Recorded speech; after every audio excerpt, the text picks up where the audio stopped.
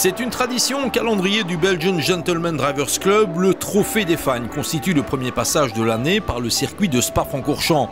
Un rendez-vous très apprécié, en jugé par les 53 concurrents engagés pour cette deuxième joute de l'année.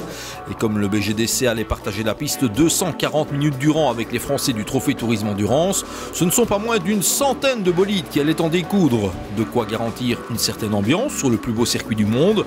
Une première conclusion s'imposait avant même le départ. Le soleil étant de retour, tout le monde était clairement content d'être là. Et c'était parti pour 4 heures d'une compétition intense sous la conduite des BMW les plus véloces, à savoir les M3, E46 et E36 de Koen de Witt, de John et Gregory Rass, et des vainqueurs de Zolder, Geert Verwimp et Chris Geudens. Un envol que l'on revoit depuis l'habitacle de l'une des nouvelles venues dans le peloton du BGDC, la très belle M3E36 de John et Gregory Rass, dont le niveau de compétitivité saute d'emblée aux yeux. Le bolide bleu n'est vraiment pas là pour faire de la figuration.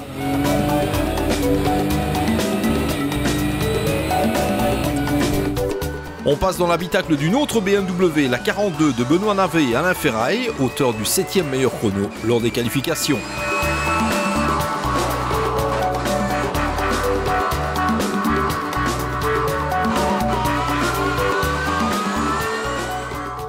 Dès les premières minutes de course, on était gâtés en termes de spectacle, l'occasion d'apprécier le ramage et le plumage de la M3 de John et Gregory Rass, qui s'imposait d'emblée au sommet de la hiérarchie. Mais dans le sillage de la Belle Bleue, Koen de Witt tenait à rappeler que le dernier vainqueur en date d'une épreuve BGDC à Francorchamps, c'est lui. La 64 repassait donc devant avant la fin du premier tour. Et ce n'était pas fini, loin de se laisser démonter, la famille Rass répliquait quelques instants plus tard. Le ton était donné, l'après-midi s'annonçait explosive.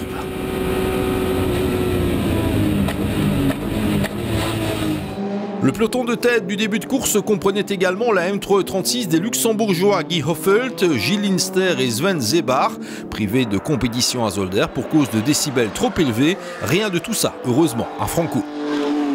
Au cœur de l'impressionnant peloton, savourait le retour aux affaires du BMW Club Sport Trophy, dont la première manche à Zolder avait été annulée, avec en guise d'invité d'honneur un certain Hino Kennis, équipier de Christophe Deneve, au volant de cette 325i E46. Première apparition de l'année également pour Michael Divois et Patrick Asnon sur leur traditionnel Renault Clio numéro 10, mais le succès n'allait pas être au rendez-vous. Francorchamps marquait aussi le retour aux affaires de Paul Lejeune, accompagné de Charles Maquet sur la Clio numéro 18. Apparition remarquée également de Raphaël van der Straten et Joël Van Loo au volant de la Honda Civic ex-Penelope Racing. Le bolide est resté rose, mais l'équipage est désormais intégralement masculin. Après avoir fait l'impasse sur Zolder, les BMW EMG Racing étaient de retour aux affaires dans le BGDC, avec notamment cette M3 E46 des frères Franzen, versée dans la division 3. L'une des premières victimes de la course était la Honda Integra de Michel Wilders et Patrick Ferrier, dont la mécanique rendait l'âme avant même le cap de la première demi-heure. On reste en classe D avec les ennuis de moteur rencontrés par une autre Honda, la Civic Surings Racing de Bruinhoog et Wassini, contrainte d'en rester là. Dans le peloton de tête, les premiers à perdre des plumes étaient les Luxembourgeois Hoffelt, Linster et Zebar, qui écopaient d'un tour de pénalité pour excès de vitesse dans l'allée des stands. Quelques instants plus tard, c'était au tour de la 142 de John et Gregory Rass de quitter l'aire de jeu, victime de sa mécanique. Dommage, mais heureusement, on devrait revoir cette M3E36 au potentiel évident. Nouvelle venue dans la classe C, la plus petite du BGDC, la VW Golf 3 de Thierry Van den Abel et Jacques Morlet disparaissait hélas trop vite, boîte de vitesse hors d'usage.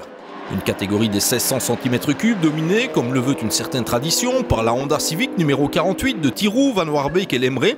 Mais une fois encore, la fiabilité a manqué et l'abandon était au bout de la route, pompe à huile cassée. La Honda Civic CRX de Masco, Charlier et Eckhout semblait tenir le bon bout, en route vers une première victoire. À 45 minutes de l'arrivée, son moteur partait hélas en fumée, encore raté. Il n'en fallait pas plus à la vaillante Honda Civic numéro 5 de l'incontournable trio composé de Patrick Van Damme, Patrick Van Biloen et Christian de Rieder pour signer une nouvelle victoire, la deuxième en autant de rendez-vous cette saison. Elle gagne, mais c'est miraculeux parce qu'on roule sur 3 cylindres et demi et on décide de continuer. Et voilà, et ça se passe et on gagne. C'est incroyable. Derrière la Civic rouge, les Suzuki Swift ont cadenassé les places d'honneur, la 123 de Pascal Goffard et Maxime Pasture s'octroyant la médaille d'argent. Une bonne minute derrière, c'est la 43 de Lano, Heubrechts et Peters qui faisaient irruption, complétant le top 3 de la classe C en division 1. Au pied du podium, la 47 de Christian Franken, accompagné de Roland de Bargigli, faisait honneur à sa fiabilité reconnue. Du côté du BMW Club Sport Trophy, dont les séries 3 E46 et E90-92 relèvent de la classe E en division 1, on a assisté à une franche domination de la 52 de Christophe Deneve et Hino Kennis, ce qui relève d'une certaine logique, mais le plus important, c'est que l'ami Kennis a pris son pied sur cette piste très fréquentée. Super, c'est une voiture proche de l'origine, avec des autres freins et amortisseurs, ce qui ne nous empêche pas pourtant de signer de bons chronos. C'est vraiment un projet très intéressant. Un tour derrière la 52, c'est la 54 de Pedro Bonnet et Robert Mato qui cueillaient les lauriers d'argent, au terme d'une prestation exempte de toute erreur majeure. De nouveau venus, il en était question sur la 50 de Lorenzo Doniacuo, Johan Lambrechts et Jos Metz, qui complétaient le premier podium de l'année en Club Sport Trophy. Une bien belle récompense pour ce trio inédit. C'était ma première course en BM ici à Spa. J'ai appris la piste un peu ce matin parce que j'avais jamais roulé en BM ici. Mais le team a fait un gros travail avec tous mes partenaires et on a fait une super course. Un premier podium en une course, je trouve que c'est génial. 3 autres BMW Club Sport Trophy étaient classés, respectivement pilotés par Hermans Convens, Valentino Bendib et Dezan Romain Ledoux, avec un seul abandon, celui de la 19 de Van der Horst, Schrier, Van Meel et Van Dysen. La mission était une fois encore allègrement accomplie pour les troupes de Jan Horemans.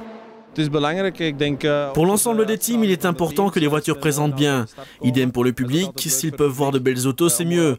Raison pour laquelle nous accordons beaucoup d'importance à la présentation.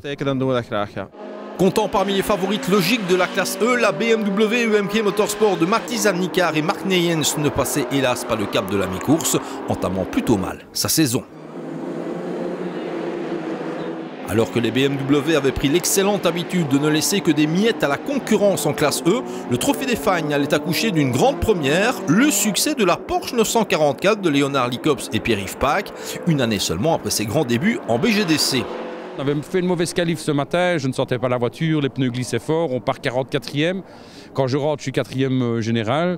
Et puis voilà, mais on finit 7e et premier de classe, donc ce qui n'est pas mal, quoi. C'est une des plus anciennes BMW présentes au départ, la M3E30 de Ron van de Water et Edwin Beyers qui prenait la deuxième place, terminant à 1 minute 35 de la Porsche lauréate. Une autre bavaroise, la 325i de Rudy Doms et Jan de Voort complétait le top 3 de la classe E, achevant la course à un tour de la 944 et de la M3.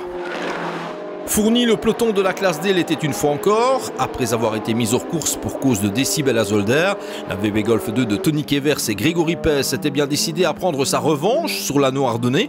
De fait, la stratégie de l'équipe de Jean-Marie Dehaye était bonne, si ce n'est que Pez était contraint de regagner son stand à 10 petites minutes de l'arrivée, moteur cassé, stupeur dans le box. On est parti sur la même cadence que les autres fois, donc sans être trop dans les tours. La qualification, on tournait un peu plus vite. Ici, on a préféré gérer la course, ça se passait super bien, la voiture a commencé à faire des ratés et le moteur nous a dit merci il y a peu, quoi. Donc c'est malheureusement les joies de la mécanique ou le peu de joie de la mécanique. Voilà. Que dire plus si on est déçus. Hein. Il nous manque le 0 et là, je crois qu'on va le remettre le 1-0. Je pense que ce serait pas mal. C'est arrivé d'un coup d'un seul comme ça? On redescend dans le Bruxelles, la réaccélération a commencé à brouter et le moteur s'est quasi coupé. Donc, Ce n'était d'ailleurs pas le jour des Golf à Spa puisque la version 3 de De Vos et de Clerc garnissait elle aussi la liste des abandons. Malchance également pour la Renault Clio numéro 18 de Paul Lejeune et Charles Maquet, ce dernier effectuant une rencontre impromptue avec un concurrent français. Kevers et Pez contrat à l'abandon sur le tard, Claudie Tang et Vincent Van den Abel n'en demandaient pas tant pour décrocher un nouveau succès dans la foulée de celui de Zolder. Une fois encore, la Renault Clio numéro 12 effectuait un parcours impeccable pour accrocher la deuxième place absolue, toutes catégories confondues, ce qui s'appelle un début de saison en fanfare. Complètement inespéré. C'est vrai qu'à Zolder, on s'était bien débrouillé, on s'est rendu compte qu'à deux, on était un équipage homogène, qu'on était assez réguliers et performants ensemble. Et là ici, c'est vrai qu'avec les essais de ce matin, où il y avait quand même beaucoup de trafic et c'était pas évident de faire un chrono, donc on avait fait un chrono moyen et avec une piste pourtant difficile. Mais du coup en course, avec un peu les aléas et toutes sortes, et je pense que tous les deux ensemble on fait une belle équipe et on fait pas d'erreurs, on est régulier, on ne fait pas les meilleurs chronos, mais à force de ne pas faire de fautes, ça permet d'être devant. Ouais. Frustré par son exclusion sonore à Zolder, la Renault Clio 2 de François Jeuken et Michael Schmetz, accompagné pour l'occasion par Olivier Debrou, a pris une éclatante revanche à Spa, cueillant une bien belle deuxième place en classe D, plus qu'un lot de consolation pour l'équipe de Jean-Marie Dehaye qui prépare également cette Clio fluo. Très très plaisant, énormément de voitures en piste, sous le soleil c'est magnifique vraiment, et je me suis fait plaisir avec cette voiture que je découvrais, puisque quelques tours à Zolder n'étaient pas suffisants pour vraiment pouvoir se faire une idée de son fonctionnement, mais elle est vraiment top et on dépasse tout le temps, c'était une dizaine de voitures par tour et je me suis fait vraiment plaisir, 2 heures au volant d'affilée, ça va, la condition physique est là et tout va bien, je suis prêt pour la saison. Quand on sort d'une Aston Martin et qu'on monte dans une Clio, ça demande un certain temps pour se réhabituer à tout le bazar ou ça va? Et ça va relativement vite, c'est complètement différent, mais le plaisir de pilotage est exactement le même. C'est une voiture de course, c'est une voiture de course. Hein. Non, je me suis fait vraiment plaisir. Surprise au 3e rang, si on attendait la Civic sur Inks Racing, c'est la belle rose de Raphaël van der Straten et Joël Van Loo qui surgissait au terme d'une course régulière à souhait. Pas le moindre souci pour cette Nippone qui s'offrait sa première coupe ainsi qu'une belle 7e place au général. On s'est bien amusé, on ne connaissait pas du tout la voiture. Je dois avouer que je ne m'étais même jamais assis dedans. Donc j'ai fait ça ce matin comme un grand garçon. Je me suis mis dedans, j'ai dit bon ben ça va, ça peut aller, le siège baquet m'accueillera bien. Et puis voilà, on est parti très très loin, on est parti je crois 45e sur la grille. Pas possibilité de faire un bon temps aux essais parce qu'il y avait trop de voitures. Et puis ben voilà, remonter, on s'est bien amusé, c'est le principal. Et puis voilà, podium surprise. Une autre Renault Clio 2, celle d'Hervé Deger, Raphaël de Bourmont et du revenant Christophe Geoffroy loupait le podium en classe D d'un petit rien, ce qui ne l'empêchait pas de trouver elle aussi place dans le top 10 avec un 9e rang absolu. La 509 devançait d'une trentaine de secondes le bolide Evolution 3 de Denis et Emilien Buffet, qui a fait preuve de régularité et de vélocité sur le toboggan des Ardennes. Jolie montée en puissance de la Renault Clio 3 partagée par Sorvrangs, Pissens, Crab et le fils Longin, qui fut pourtant la première à faire irruption dans la pit lane après 20 minutes. La progression dans le classement n'en a été que plus belle.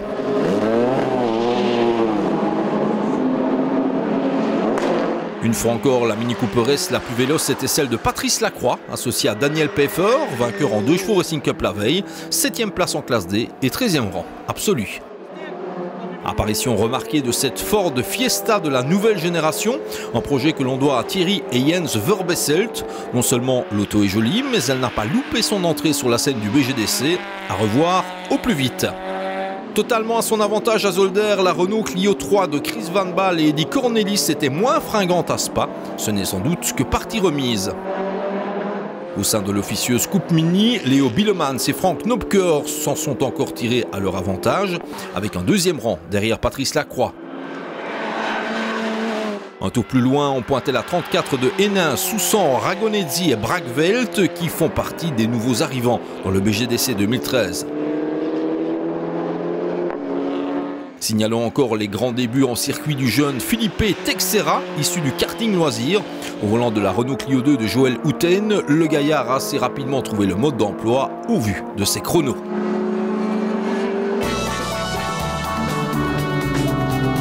Ce qui nous amène aux artificiers de la division 3 et après le retrait de la M336 de John et Grégory Ras, Koen de Witt, toujours seul à bord de sa M346, a poursuivi son œuvre sans faiblir.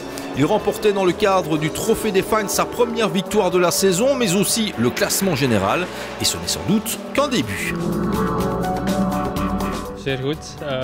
C'était très bien. Durant l'épreuve, j'ai de nouveau rencontré des soucis avec le spoiler, mais mon avance était assez importante. J'avais moins de grippe, mais j'ai pu continuer jusqu'au bout.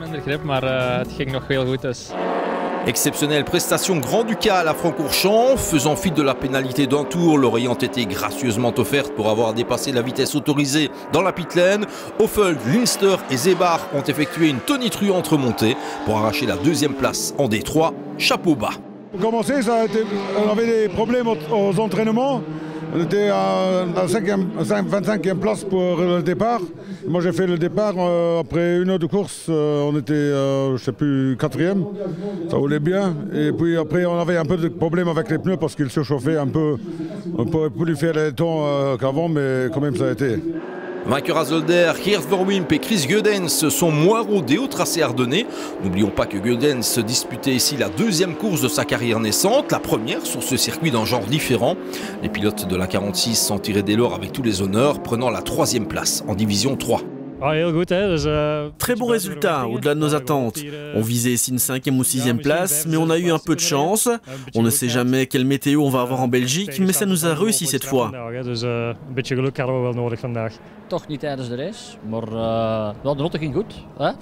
Tout s'est bien passé durant la course et pour moi une 3e place c'est très bien, car c'était ma toute première apparition à Francorchamps. Je ne connaissais absolument pas ce tracé qui n'est pas facile, je suis donc très satisfait. C'est pour une minuscule seconde que la M3E36 a préservé sa 3e place face aux bolides similaires de Rudy Spiegeler, Thierry Grissouille et Didier Clermont qui finissaient sur ces talons. Excellente prestation pour la 077 dans les Ardennes. Comptant parmi les cadors de la D3 Zolder, Christian Eck et Gaël Frère ont dû composer avec un bridge entre consécutif à un accrochage avec un concurrent français, incident qui les a renvoyés plus loin dans le classement.